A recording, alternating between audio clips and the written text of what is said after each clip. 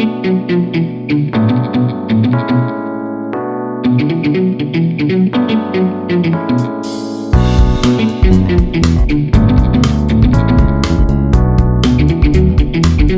right, remember it was maybe a few weeks or months ago back when Baylor made the announcement that they would honor the 2013 and 14 Big 12 championship teams. We had Bryce Petty come on the show, former Baylor quarterback who was part of both of those championship teams in a big way, and we discussed it. He joins us today because this is the week of. Bryce, it's actually the week of. Do you feel any different than you did back when it was announced that the honor and the reunion was going to happen?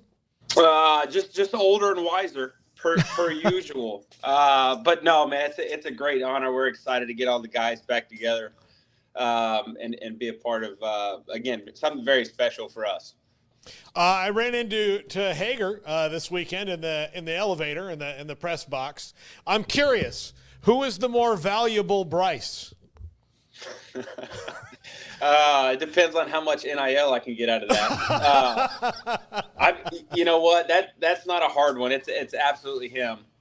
He's got the better beard, better hair, better lineage. You know, my dad's a great guy, but yeah, Hager's lineage goes deep. Bryce, Seth Russell joined us a couple of weeks ago. He tipped us off to the fact that you guys have been invited to run the Baylor line.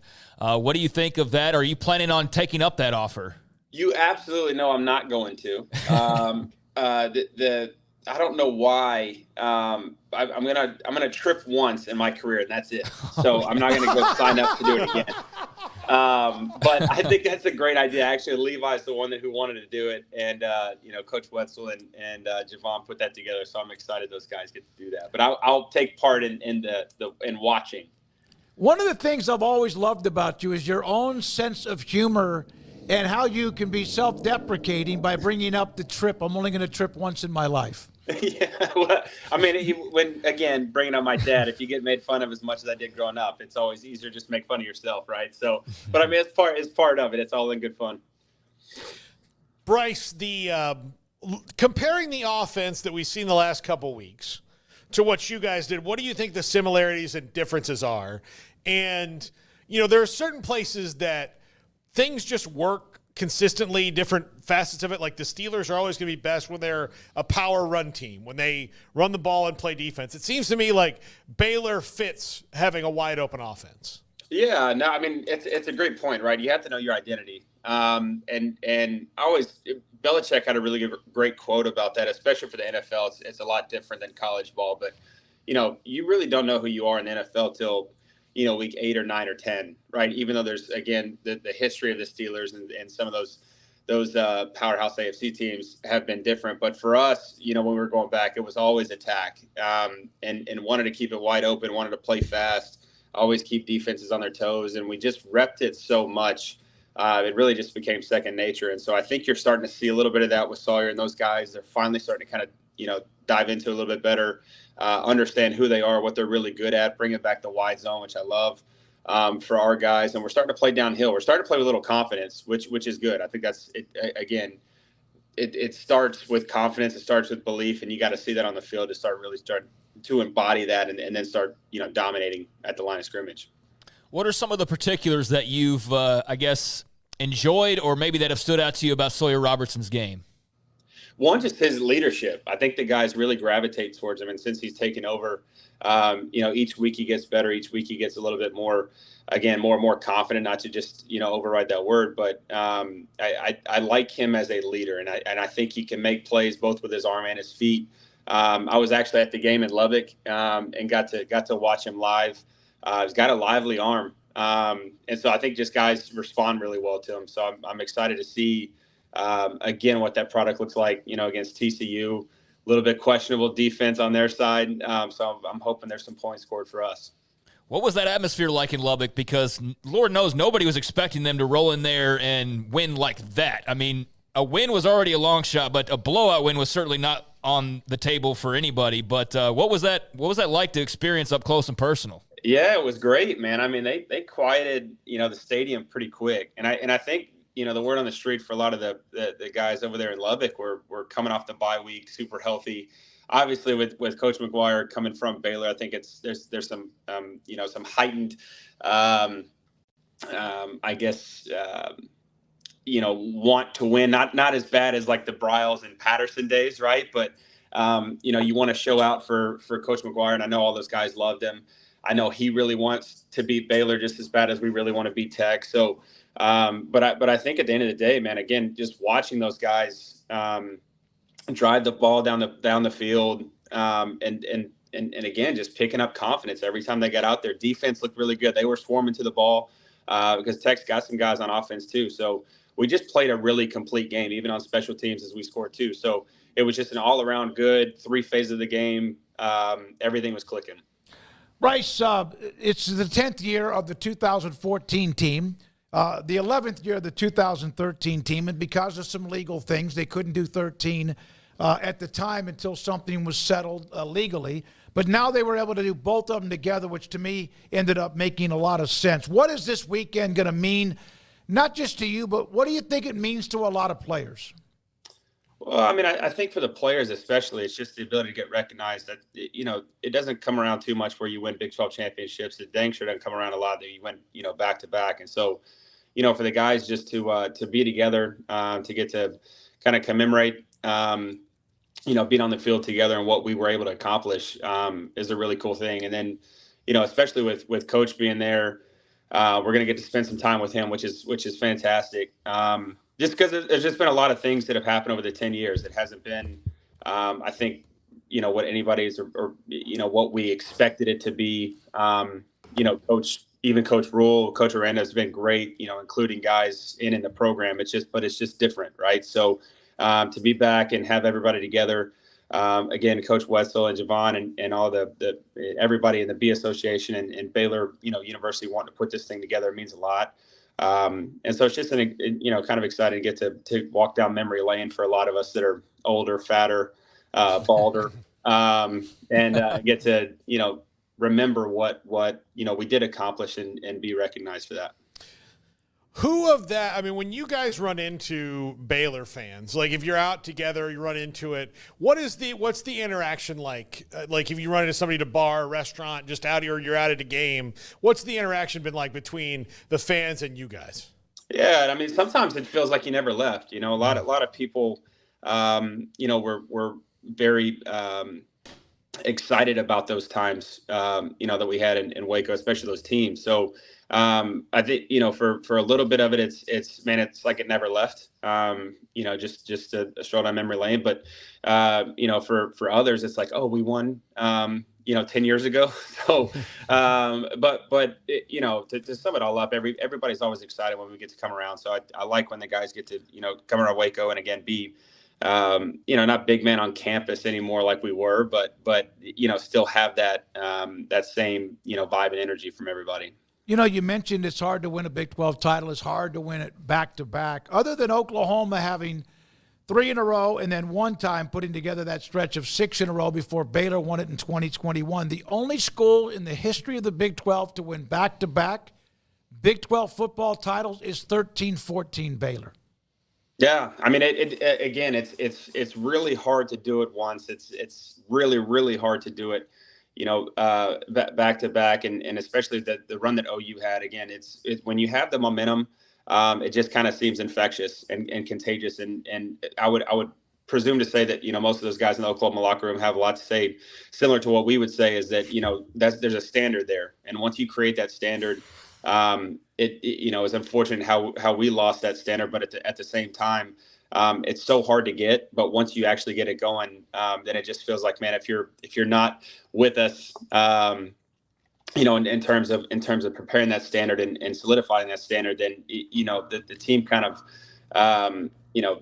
cast those guys out. And so it's just a winning atmosphere. It's an infectious atmosphere. And it's something that again, it's hard to find, but when you do find it, you gotta hold on to it and run with it. I know that there's the luncheon Friday and then gatherings on Friday night. And then of course the game is Saturday night. You mentioned Coach Bryles. Your thoughts about him being involved in this, and also how many players maybe, I'm sure they've stayed in touch with him and vice versa, but seeing him perhaps for the first time since maybe 2016. Yeah, I don't know who's going to be more giddy, to be honest with you. I don't know if it's going to be coach or the players, but I mean, I've always said it, man. He was the heartbeat of our team. DNA. He wove into us a belief system that you can't just push out. He had everything to do with that culture and the winning culture that we had.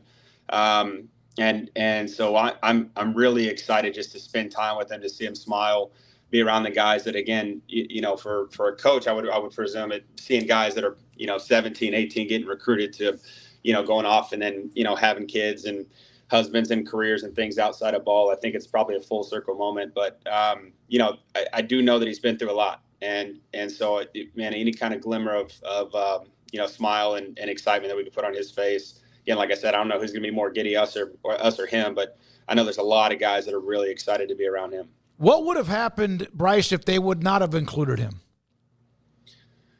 Smoke, I don't know.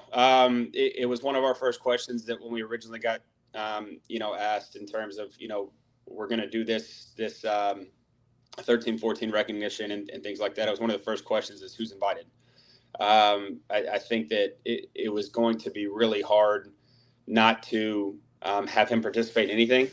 But I think everybody kind of understands too that there's just, there's larger powers that be that have to make certain decisions. So I'm glad that he's going to be in Waco, and I'm glad that we get to be spend time with him, and we don't have to worry about the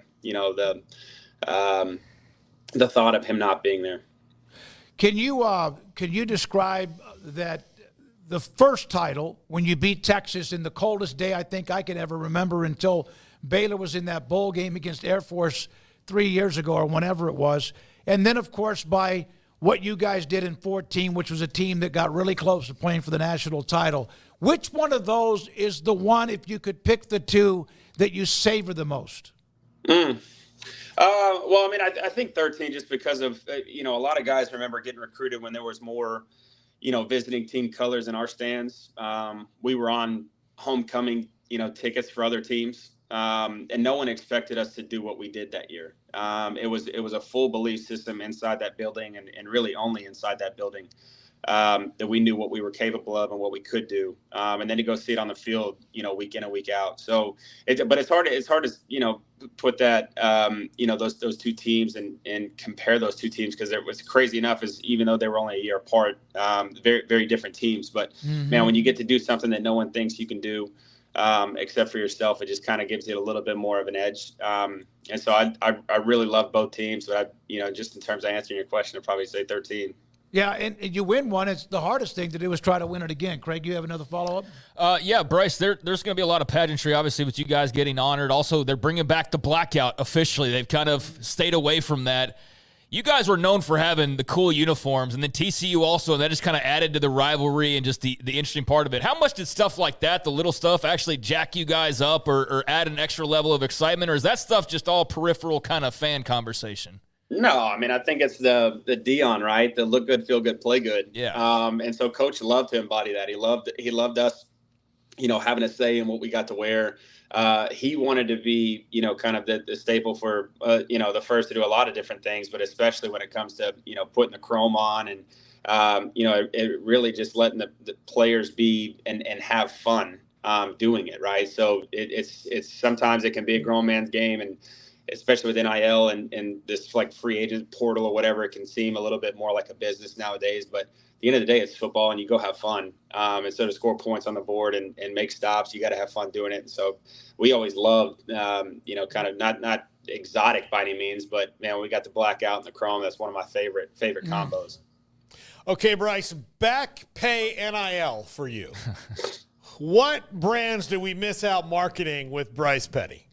Oh man, Aston Martin, Rolex, Lamborghini, you name it. No, man, I think most likely it would have been, barbecue, probably, or something, some kind of feed store, if you will. But no, I'm happy for those guys, man. I really am. I love that guys are getting paid. I love that we're paying players now, and we wear T-shirts to do so. But I think it's definitely changed the landscape. It's definitely changed the atmosphere, some good, some bad.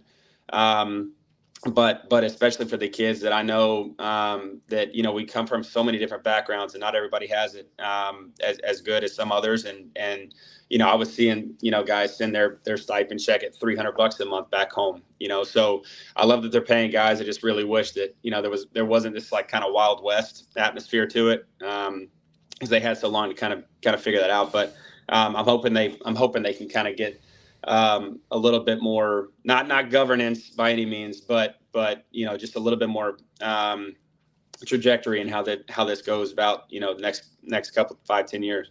Last thing, on the events coming up with what happens on Friday throughout the day, and then, of course, the game itself.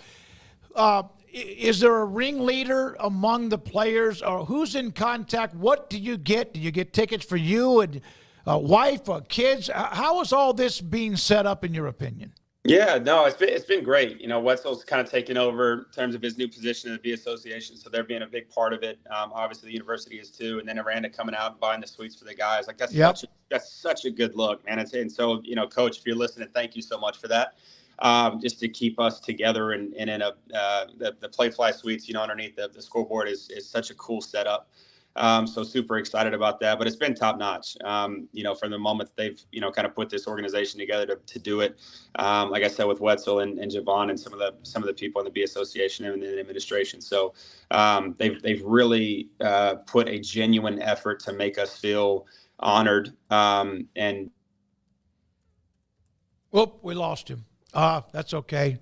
Yeah, we lost him. I really was looking forward to what he said about that, but Garrett, he's gone? Yeah, he's gone. The window? Hold on. Here we go. Okay. Can you guys hear me? Yeah, we lost you when you said when they were putting together a genuine effort to make everything feel like you're coming back home. Hello? You there? Garrett? Nothing? Okay. Damn, I wanted to hear that last comment because I've seen a couple of notes about, the communication or whatever. Bryce just said, it's been a top-notch, genuine effort to make us feel home, feel like we're coming back home. David Wetzel, he's the one that runs the Baylor Letter Winners Association. He mentioned others in the athletic department, so looking forward to seeing a lot of those guys. I wonder how long it's been since some of the players have seen each other since they left to go play in the NFL or just left and went on with life.